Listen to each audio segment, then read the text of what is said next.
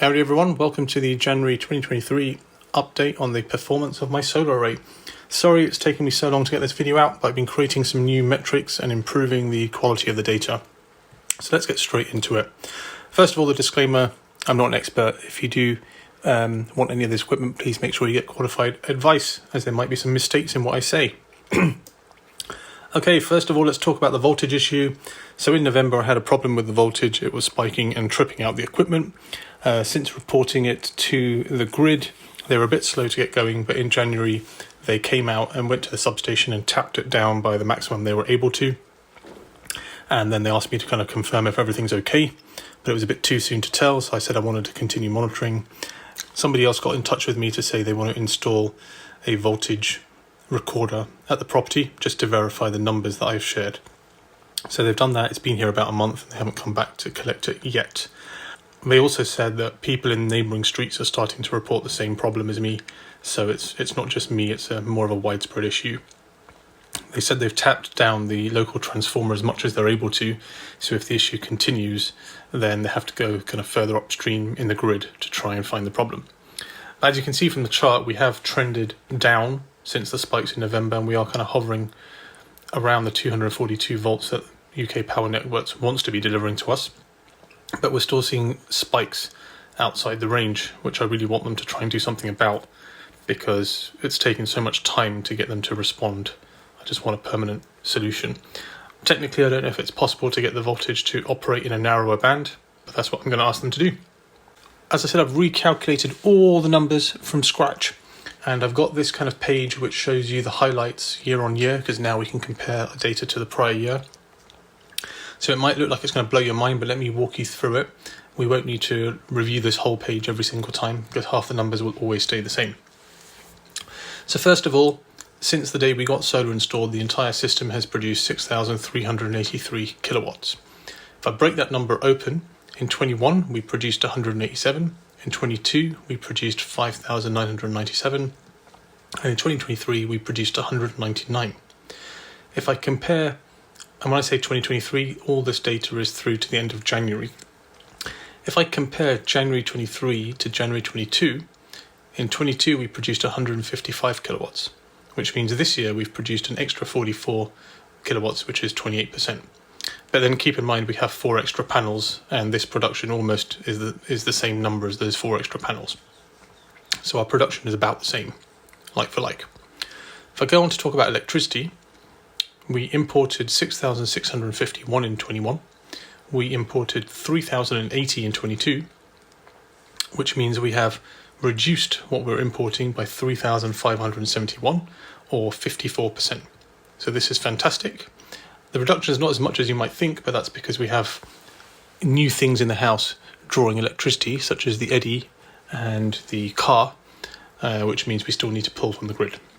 Talking about 23, we have 970 kilowatts pulled in January. January of the previous year, we pulled only 502, which means we've increased what we're pulling from the grid by 468, or 93%.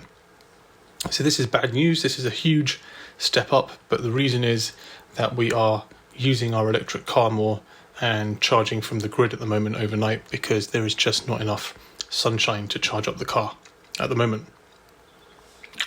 Okay, moving on. So if I talk about gas, in 21 we imported 36,519 kilowatts worth of gas. In 22 we imported 34,717, so that's a reduction of 1,802 kilowatts, or 5%. In 23 we've pulled 4,954 kilowatts from the grid. Compared to prior January, we pulled 5,047, so that's a reduction of 93 kilowatts, or 1.8%. And these figures are for our combined supply. So we have 2 gas supplies into the house, and I've joined the numbers together. Talking about capital expenditure, so we spent 16,230 in 2021 to get everything installed. So this is the main install and all the groundwork we had to get done prior to that. In 22, we spent 7,261. So this is the EV chargers, the additional battery, and the additional solar panels. And in 23, we're on 0, and I hope it stays on 0. Talking about OPEX, so this is our operating expenditure or savings. In 21, we saved £39. In 2022, we saved £2,773.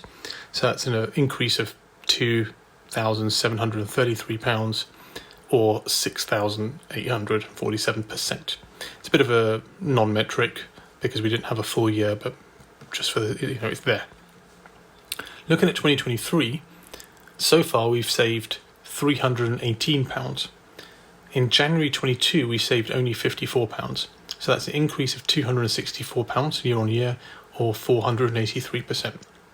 Now, I would put a lot of this down to me being kind of a bit smarter on how I use all this equipment and saving more money. So I'm charging the battery overnight because we have the Octopus Go tariff. So that quarters our electricity bill. So that's a saving. We're using the EV more than we used to last year. So we're saving a lot of money on diesel.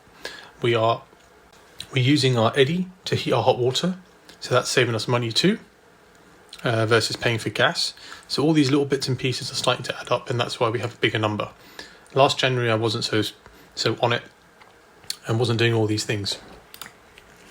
Okay, moving forward then. So this is a chart you're used to seeing.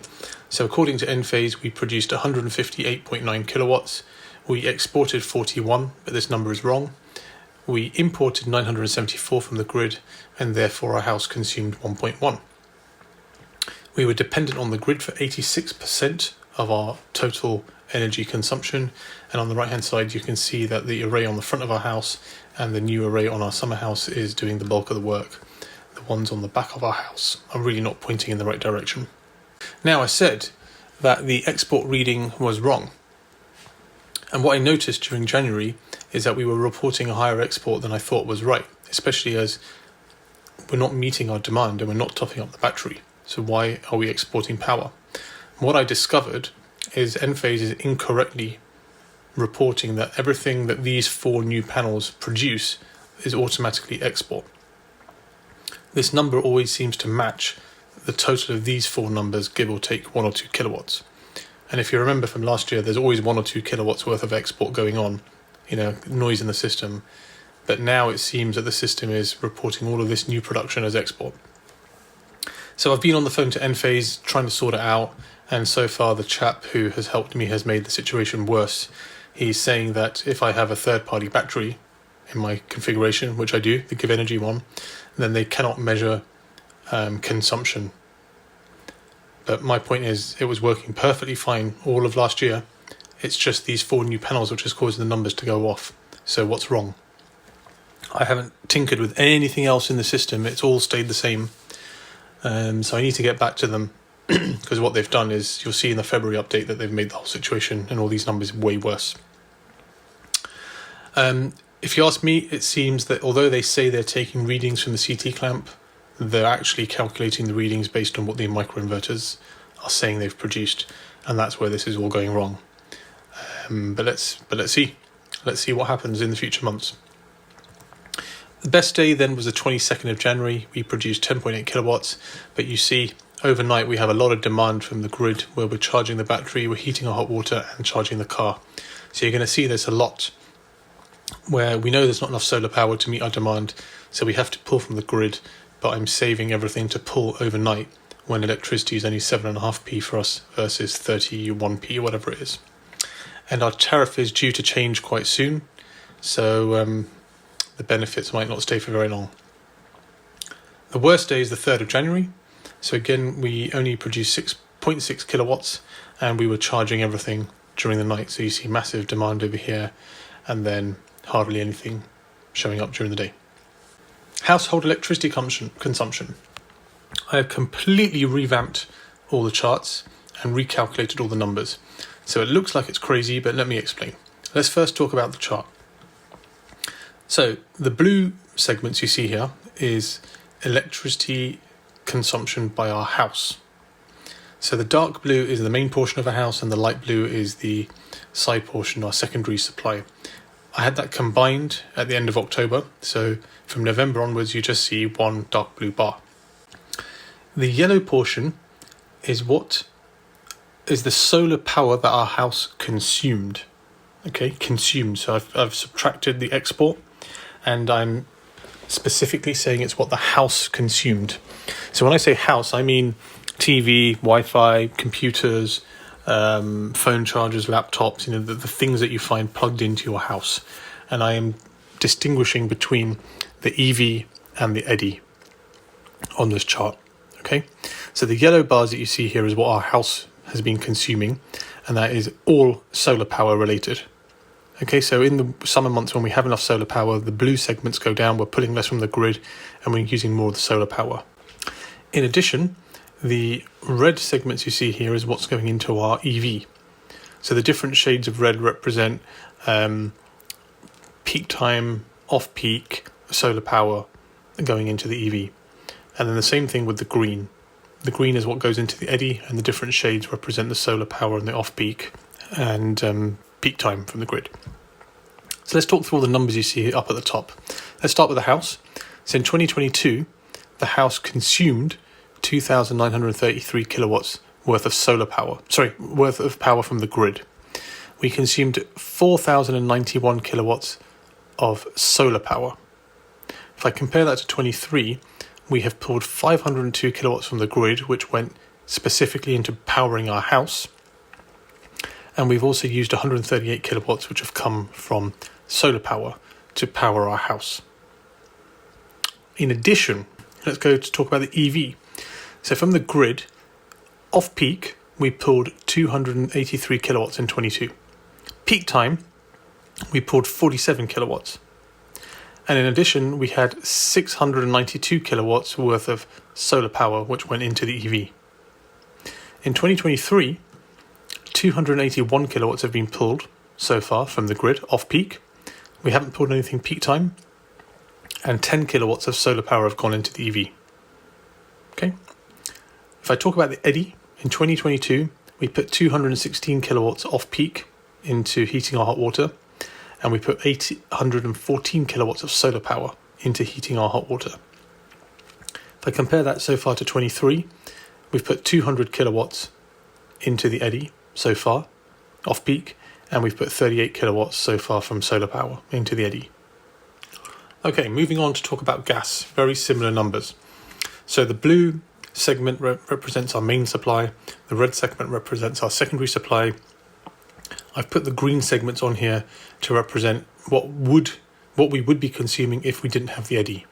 Reading the numbers at the top, in 22 we consumed 34,717 kilowatts of gas. In 23 so far we've consumed 4,954 kilowatts of gas. From the eddy it's the same numbers as the previous page basically. So in 22 we used 216 kilowatts of off-peak power, 814 kilowatts of solar power, and this year we've got 200 kilowatts of off-peak power and 38 kilowatts of peak power. Looking at January, the main portion of our house used 2,873 kilowatts of gas, the side portion used 2,081 kilowatts of gas, and we've probably used like another 200 or whatever kilowatts there, as you can see in 23, which is actually electricity, but I've put it on this chart so you can see what we would have been consuming from a gas point of view if we didn't have the eddy. Okay, moving forward then, looking at our Octopus Bill. So this is what it is for the month of January, £95 on electricity, and then for our two gas supplies, £222 plus £304. It is still a lot of gas, and what I've done is I've gone around putting draft excluder and things like that everywhere, sealed up as many gaps as I can. I've tried to optimize what our heating is doing, but our smart system is not so smart, and it's actually keeping the boiler running all the time rather than being a bit clever about it. So if you were thinking of getting a Tado system, read some more reviews and think twice, because in hindsight I would not have put this in the house. The old dumb system was actually better. So this is driving up our gas bill, and I'm trying to optimize the Tado system a bit. Okay, for our export, we got paid 54p in the month of January, and then we continue to get £67 rebate from the government to help manage the bills. So, thank you for those of you who have been switching to Octopus and using my referral code. I see those things coming through. For those of you who are interested in switching to Octopus or are reaching the end of their fixed tariff and want to lock in another one, if you do feel like switching to Octopus, feel free to use the URL that you see here on the screen, or give them a call and quote this reference number. Both you and I will receive £50 off the next bill as a thank you from Octopus. Okay, let's compare the installer estimates. So I have updated these charts to represent we're into like year 2 of having solar power. I've also swapped the positioning of them around. So starting on the left, these are now 2 years worth of figures. So the installer thinks at the end of year 2 we should have produced 9,832 kilowatts. So far we've produced 6,383. So we're 65% of the way to target. Okay, so we should hit target comfortably before November. If you look at the chart, the blue area here is our production. So it's slowed down over the winter months and we can expect it to ramp up as we go forward. This is the target line. When the blue reaches this blue line here, then we have met the installer's estimate. Now, the installer thinks that we will consume exactly half of what we produce. That means last year's estimate is here and the consumption estimate for 2023 is here. So we've already surpassed our 23 consumption estimate, which was 4,916 kilowatts. We've already surpassed that, right? And the 22 consumption estimate was half of that, 2,400. We blew that out the water. So basically, we're blowing the installer's estimates out the window. We've already met the consumption estimate. All we've got to do is meet the production estimate, and I would imagine we're going to hit that in a few months, right? We're well on the way. On the right-hand side, if we talk about what we consumed versus what the installer said, so we've already beaten it by 21%, right? This is the green section is above this green line by 21%, so we've already hit that target by the end of January. Ticking the box there, and you can see month on month, the blue is how much we produced and the green is how much of that we managed to consume. So we basically want this entire bar to be as green as possible. So we got the new battery installed in the summer around here somewhere, and ever since then you can see that we've increased the amount of green and reduced the amount of blue, which was what the point of the additional battery was. So this is all good news. We're moving in the right direction. Okay, and finally the massive table full of numbers. So I haven't produced the curve this time round. It doesn't change much. I'm still thinking of a smarter way to do that. But in the meantime, let's go through the table full of numbers. Now the format is more or less the same. I've created more granularity, and that has meant that some of the numbers are more accurate, but that also means some of the numbers that I've been reporting all the way through last year have changed a little bit based on the more precise calculations. So I'm not going to read out all the previous months, but I'll go through January based on the new numbers and the new way I've formatted on the left. So first of all, our solar array produced 199.1 kilowatts. Of that, we exported 13. So that meant our house consumed 186.1 kilowatts.